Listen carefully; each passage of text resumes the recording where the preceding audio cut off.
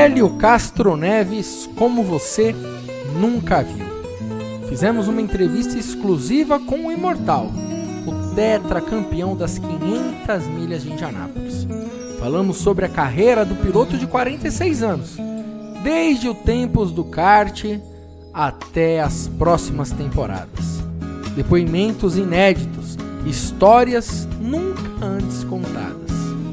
Essa é a Para Sempre Hélio Castro Neves, série em 4 partes que você só acompanha aqui na Fórmula Indy.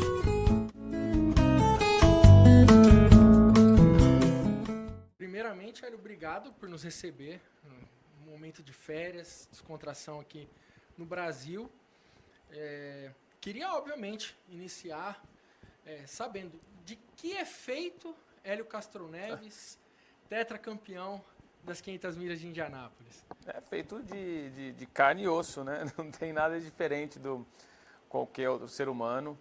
Obviamente, quando você se dedica para um esporte, se apaixona, as coisas são mais bem feitas do que outras situações. É por isso que quando você levanta pensando, motivado em fazer aquilo, a coisa se torna melhor. Essa é a única diferença, mas não tem... Fora isso, é filho de Deus.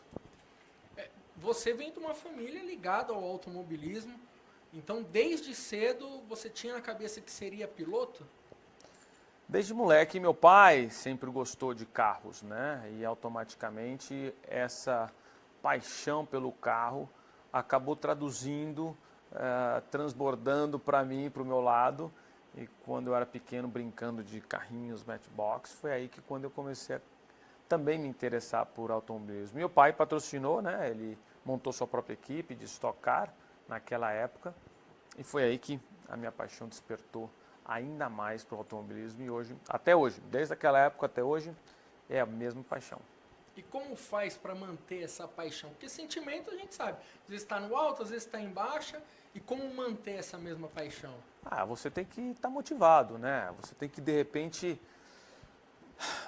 É óbvio que quando você acorda de manhã, você tem que pensar em automobilismo, olhar no automobilismo, se dedicar ao automobilismo, mas é fazer com prazer, não é um esforço. Então isso me ajuda muito, isso sem dúvida me deixa... Essa é a minha motivação para seguir adiante. E quando você conquista os seus objetivos que você coloca, os seus sonhos que você pensa, aí fica melhor ainda, porque você fala, quero mais. E esse gostinho de quero mais é a melhor motivação, é a melhor maneira de continuar batalhando para frente. Nesse período do kart, você disse, seu pai montou equipe, patrocinou. Quais eram os seus sonhos na época? Porque nesse ano o Pato O'Ward disse, né, que o piloto que não sonha com a Fórmula 1, ele está mentindo. Né? Como que era seu sonho na época? Né, e o que, por exemplo, quais foram as curvas que foram feitas para você chegar na Fórmula Indy? Pois é, quando eu comecei normal aqui, inclusive é onde nós estamos hoje nessa casa, me recordo muito bem, eu sempre saía para fazer exercício, voltava, assistia as corridas de Fórmula 1, as corridas de Fórmula Indy, não importa o que tinha, naquela época a gente não tinha YouTube, não tinha Google, não tinha nada disso, a internet era completamente ainda, não estava aqui, então eu tinha que procurar certas situações para olhar qual seria o caminho. E a Fórmula 1, obviamente, foi aonde despertou. Fui para a Europa também nesse sentido, mas aí um dos patrocinadores que eu tinha me fez dar uma guinada para os Estados Unidos, que hoje foi a melhor situação possível. Não só pelo fato de eu ter ido para uma categoria muito competitiva, uma categoria que me oferecesse o equipamento de certa igualdade, vamos dizer assim, mas que eu pude mostrar o que eu sempre gostei, que era competir, estar aí brigando por vitórias. E obviamente, isso foi desde quando, né, eu pensei no sonho, e eu preferia estar dirigindo o carro de corrida, pilotando o carro de corrida, do que, de repente, fazer 1 ou 2 anos de Fórmula 1 e não voltar mais. Então, até hoje, todas as decisões que eu tomei, principalmente por estar nos Estados Unidos com a Fórmula Indy, foram as melhores. O Hélio, aproveitando esse assunto sobre Europa, Estados Unidos, no documentário que o Marshall Pruett fez sobre o teste do Senna na Penske, você mesmo comentou que você tinha esse sonho de Europa e você viu o Senna ali, aí pensou, opa, temos um mercado, temos algo diferente que ele está testando, ele está gostando. Conta um pouco a respeito dessa, quando você viu aquilo, o que você pensou, o estalo que deu, enfim. Pois é, a Fórmula Indy já estava crescendo. A Fórmula 1 no Brasil sempre foi muito forte, né? Acho que tem uma certa tradição o Brasil assistir Fórmula 1, por isso que a Fórmula 1 é uma categoria muito específica aqui no Brasil. A Fórmula Indy começou, né, quando o Emerson, Raul Boesel, Maurício Gugelmin, todos os pilotos começaram a mergulhar, o André Ribeiro, e isso fez com que, e o próprio Ayrton Senna, que foi o que depois do Emerson teve essa experiência de andar na Penske, que despertou muito interesse. E isso foi no meu caso. Eu fui para a Europa, quando eu tive esse patrocinador, que era o mesmo patrocinador que era o Marlboro, do Ayrton Senna, falou, a gente gostaria que você migrasse para os Estados Unidos. E foi aí que começou. Realmente foi uma grande oportunidade, porque foi não somente um piloto, mas foram vários, inclusive o Tony Kanaan estava no meio, outros pilotos sul-americanos também tiveram essa experiência, mas aí foi eu e o Tony que seguimos para o Marlboro Brazilian Team naquela época e seguimos até hoje nos Estados Unidos. Um pouquinho, Hélio, hoje você até fez o post lá com o carro da Fórmula 3 e foi um episódio que esportivamente, enfim, muito triste da marmelada que aconteceu naquele campeonato. Você é um garoto naquela época, o quanto isso pode ter, de repente, causado uma maturidade para a sua carreira hoje, aquilo que aconteceu, o quanto também foi frustrante, obviamente, o que aconteceu. Quais são os sentimentos que te trazem daquela Fórmula 3? A Fórmula 3 sul-americana, para te falar a verdade, era uma super categoria, porque ela não só ajudava os pilotos jovens a entenderem a parte técnica, né? Você conversar com o seu engenheiro, entender o que você pode... E é perfeito, uma perfeita escola para formar o piloto e seguir adiante. Justamente por isso, porque você aprende todo tipo de relação de marcha, a suspensão, as barras estabilizadoras, a parte aerodinâmica. Quer dizer, tudo isso você vai tendo noção do que fazer. Então, para mim, a Fórmula 3 é uma escola incrível e foi isso que aconteceu comigo.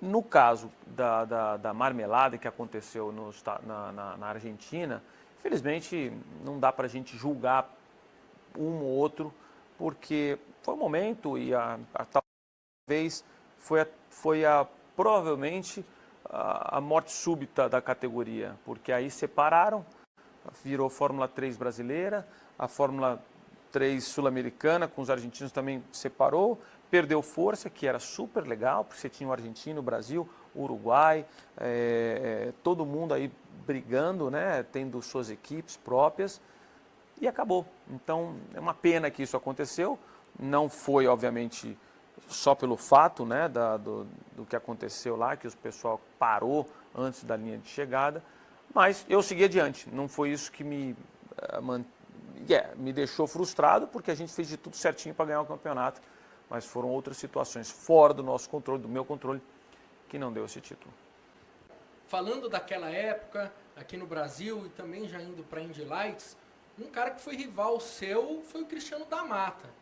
O seu pai e o Toninho chegaram a se pegar ali no paddock com essa rivalidade? Como que era naquela época? Não, o Cristiano ele começou mais tarde, né, do que a gente, por exemplo. Ele começou já na Novatos, no kart, se deu muito bem, acho que na Fórmula Ford, e depois pulou para a Fórmula 3. E também nós tivemos uma rivalidade muito grande, até na Indy Lights, que aí eu já pulei para a Fórmula Indy, ele também esteve na Indy Lights e depois acabou migrando para a Fórmula Indy, que foi muito bem, teve muito sucesso. E eu e ele, nós disputamos, na realidade, uma vaga para a Fórmula 1, que foi quando eu testei na Toyota. Ele também testou, só que foi um pouco antes. E aí o que aconteceu é que me ofereceram para ser piloto de teste. E, obviamente, não era o que eu queria. Eu não podia sair de uma Penske para ser um piloto de teste na Toyota. Deram uma vaga para ele, antes mesmo de decidirem, né, se eu podia estar aí ou não. E uma pena que 1 ano e meio depois ele acabou, tiraram ele e ele voltou para o Brasil. A gente sabe, né, Hélio, que o automobilismo ele tem essa questão do orçamento muito importante, né? A gente sabe que muitas vezes só o talento não chega lá. No caso da Fórmula 1, isso é mais acentuado, e esse caso do próprio Cristiano, o teu caso mesmo, de não ter chegado com uma vaga de titular na Fórmula 1, evidencia isso? Algo que, por exemplo, na Fórmula Indy, por mais que o orçamento, a gente está falando de milhões de dólares, ele é muito mais viável no caso. O orçamento da Fórmula 1 é gigante. E quando você tem, hoje em dia, inclusive, não é só orçamento, é muita politicagem. Essa é uma das coisas que não me interessei na Fórmula 1 pela politicagem. Em todo lugar. Mas ali você precisa conhecer alguém para que te coloque, como se fosse uma espécie de manager que tem que ficar vendendo o piloto para poder chegar naquela situação. Eu acredito que na Fórmula Indy é diferente. Você mostrando seu talento, você mostrando resultado, essa é o seu cartão de entrada. Não precisa ter gente aí falando o que tem que fazer ou o que não tem que fazer. Então, eu acredito que em relação à Fórmula 1, essa é a diferença que complica. Porque hoje tem pilotos na Fórmula 1 que, por ter não só contato, mas um investimento muito grande, de milhões e milhões de dólares, tira a vaga de um potencial talento, porque está como um piloto de teste e não pode nem testar hoje em dia pelos problemas de regras, né? Então fica mais difícil. E na Indy é o contrário. Na Indy hoje tem, se você tiver a oportunidade de investir e mostrar talento, como hoje, por exemplo, o campeão da Fórmula Indy Lights também assinou para a Fórmula Indy, quer dizer, você tem essa escada que pode te ajudar a ir para a Fórmula Indy e mostrar o seu talento. Então, por isso que eu gosto muito mais da Fórmula Indy, óbvio, porque eu sempre estive lá, mas também mostra que é muito mais justo. Eu lembro que naquela noite eu estava tomando muita água. Nossa, parece que eu fiz até uma corrida, eu estava até... lembro como se fosse hoje. Tem minha mão porque eu falei, eu não vou ser o único aqui para falar que eu também tenho sintomas. Mas eu vi que todo mundo estava aí, eu olhei até pro Gil, falei, Gil, e aí? O que a gente faz? Fica quieto. Não faz nada não. Eu falava assim, fica quieto. Naquele momento, todo mundo falava, é impossível, a gente não precisa da Indianápolis. Mas é impossível, uma história muito grande, é impossível não ter essa corrida. A IRL falou, eu compro a kart para eliminar a kart, só que aí alguns donos de equipes, ainda no finalzinho, querendo colocar certo empecilho, foi uma perda muito grande, porque isso atrasou, e isso foi a NASCAR, nesses 10 anos, entre 2000 e 2010, eles ganharam esse espaço porque estava muito confuso. Quem que eu vou torcer?